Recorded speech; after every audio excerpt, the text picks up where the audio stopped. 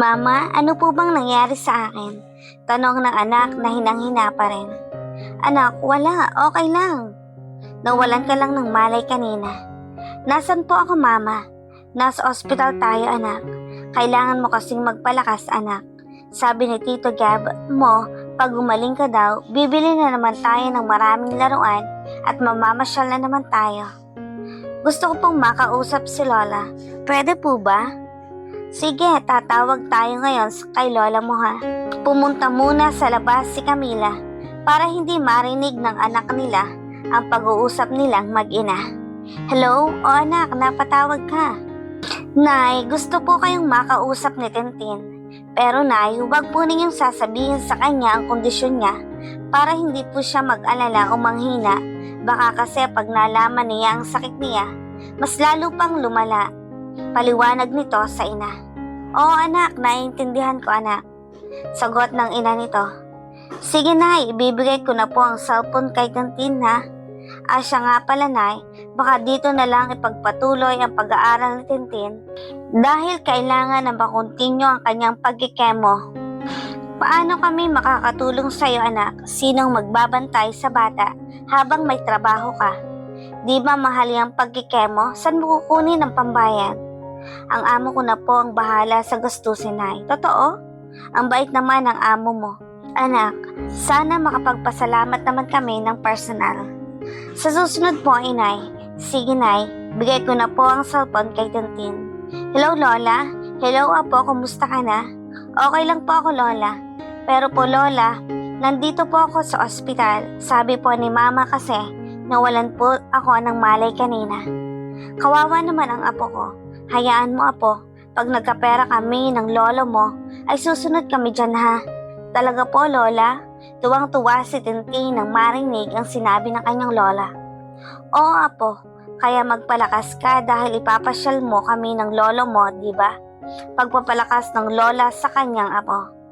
Opo, Lola. Kakain po ako ng maraming prutas at gulay. Ganyan nga, Apo. Habang nag-uusap sila ng kanyang lola ay hindi naman maiwasan ni Camila ang umiyak ng patago dahil sobrang pag-alala sa kanyang anak.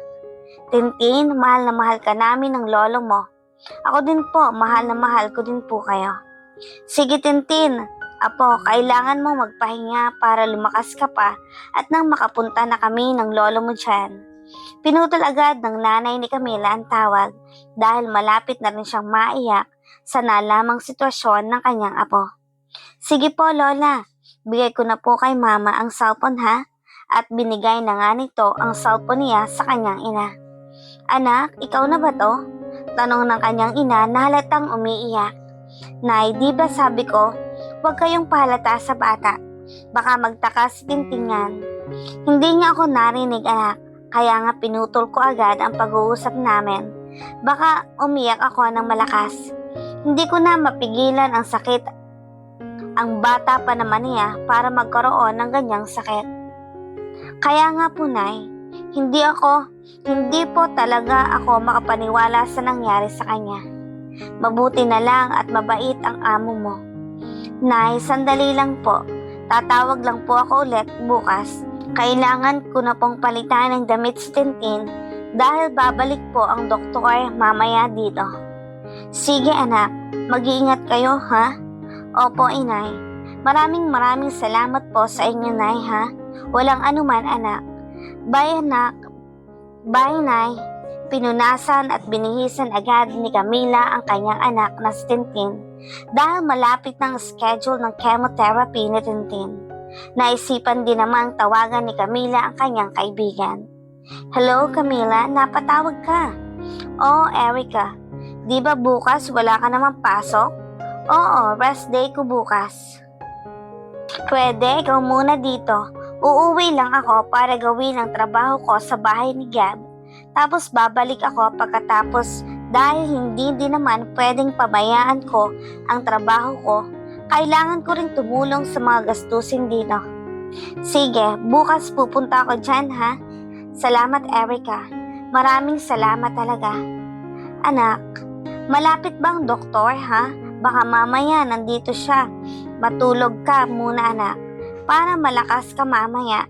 Tapos pag nakita ng doktor na okay ka na, makakauwi na tayo. Sige po, Mama. Tumawag naman si Jennifer sa kanya pero hindi nito alam ang isasagot dahil kung sasabihin niya ang totoong nangyari kay Tintin, baka umuwi ito at wala ring gagastos sa pagpapagamot ng kanyang anak. Hello, Camila. Hello po, ma'am. Kumusta po kayo dyan? Mabuti naman po kami, ma'am. Ang Sir Gab mo, nasa duty pa po, ma'am. Mabuti naman. Si Tintin, kumusta na? Okay lang po, ma'am. Natutulog kasi may lagnat po. Ganun ba? Kawawa naman siya. May gamit ka ba? Humingi ka kay Sir Gab mo ng pera para makabili ka ng gamot para sa bata. Sige po, ma'am. Maraming salamat po. Sige, Camila. Tawag na lang ulit ako, ha? Asikasuhin mo muna si Tintin. Sige po, ma'am. Maraming salamat po. Pagsapit ng 7:00 ng gabi ay dumating na si Gab para maghatid ng kanilang pagkain. Camila, may dala akong pagkain dito. Gab, ba't nag-abala ka pa? Pwede naman akong bumili dito. Huwag mong iwan ang trabaho mo. Hindi, Camila. Alam kong walang ibang tutulong sa'yo dito. Sobra-sobra na ang ginagawa mo para sa akin. Si Mang Pedring, nakakahalata na ba?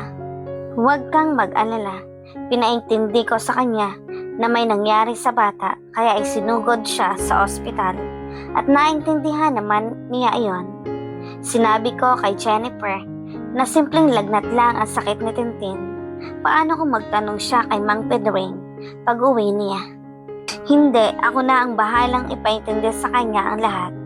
Kung sakaling dumating man siya ang alalahanin mo ay si Tintin, wala nang iba, ha? Okay, Gab. Maraming salamat. Ewan ko ba kung bakit hindi ko anak si Tintin. Nag-aalala ako sa kanya.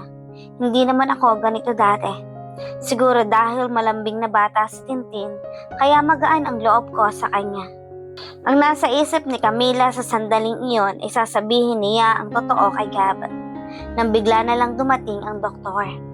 Gab, ano Camila? Ma'am, okay na po ba si Tintin? Handa na po ba siya sa unang chemo niya? Dok, kayo pala, hindi ko na po muna sinabi ang totoo sa kanya, Dok. Dahil baka mapanghinaan siya ng loob. Tama nga yan, Mrs. Baka ma-stress ang bata pag nalaman niya ang totoong sakit niya. Siya po ba ang mister ninyo? Seryosong tanong ng doktor. Hindi po, amo ko po siya. At siya po ang tumulong sa akin ngayon. Mabuti naman kasi may kamahalan talaga itong chemotherapy. Sige, mamaya po, babalik na po kami dito para maisalang na po ang bata sa kanyang unang gamutan. Salamat po, Doc. Sige, maiwan ko na kayo, ha? Okay po, Doc, sagot ni Gab.